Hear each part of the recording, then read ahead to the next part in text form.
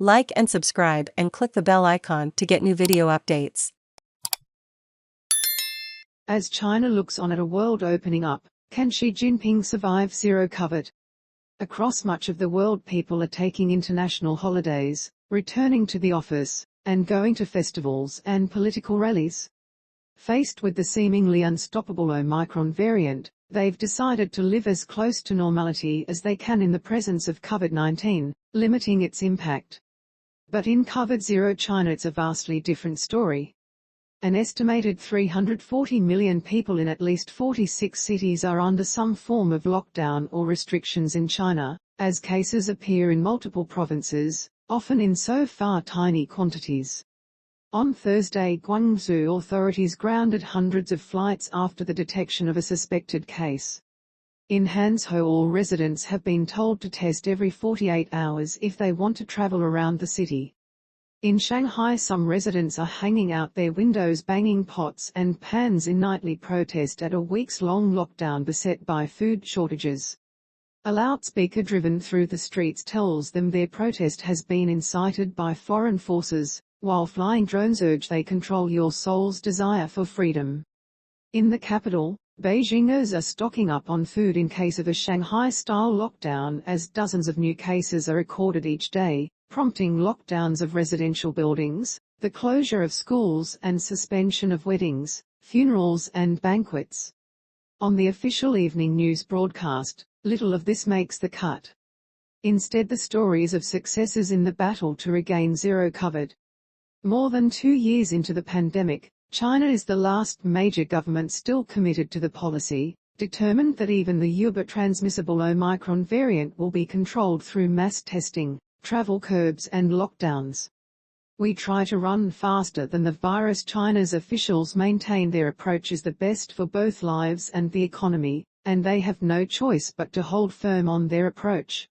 China's booster and vaccination rates, especially among the elderly, are not high enough, and its medical system not sufficiently resourced or geographically equitable to avoid catastrophic illness and death.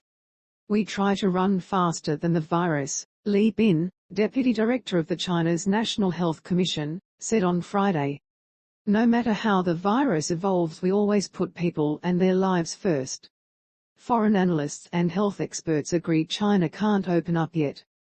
They also point to questions over the efficacy of its domestic vaccines, and the refusal of the government to approve foreign-made vaccines. Even if it did, a year of propaganda criticizing them has likely ensured few people will be keen. But the analysts also fear China won't join the world in living with COVID even when conditions are better. They say zero COVID is so deeply tied to the political legitimacy of the Chinese Communist Party and its leader, Xi Jinping, that there is no off-ramp. As the impact of zero COVID chafes the people's will and the economy's health, and a growing outbreak in the capital, that legitimacy may be under threat.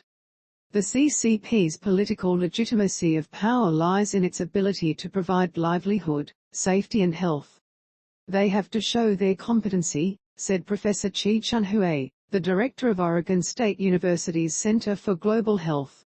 But local leaders also face a dilemma because they're also tasked with improving or increasing China's economic growth. Xi's biggest challenge? Zero COVID has undoubtedly saved lives, but other consequences of keeping the policy are biting. Economic analysts are forecasting continuing slowdowns in growth, and investors pulled a record $17.5 billion in stocks and bonds out of China's market in March. Cargo ships and trucks have been backed up at ports and roads, factories stalled and warehouses at capacity. Foreign firms have pulled out of the Shanghai, or reported major problems in attracting and retaining talent.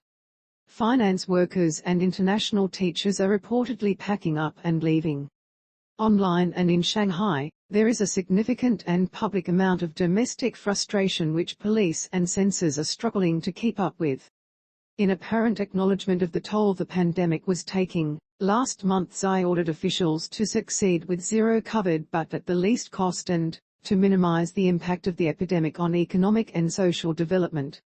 This month Xi called for all-out efforts to spur infrastructure spending, pushing public development in a bid to drive the economy forward. There is very little space for officials to question Xi's covered goals, says Prof Chi Chunhuei, China scholar and professor of law at Fordham Law School, but resistance is there. There are people in bureaucracy who realize the real cost this is imposing on citizens, says Chunhuei. But when politics is in command, there isn't this space for anything to rise up as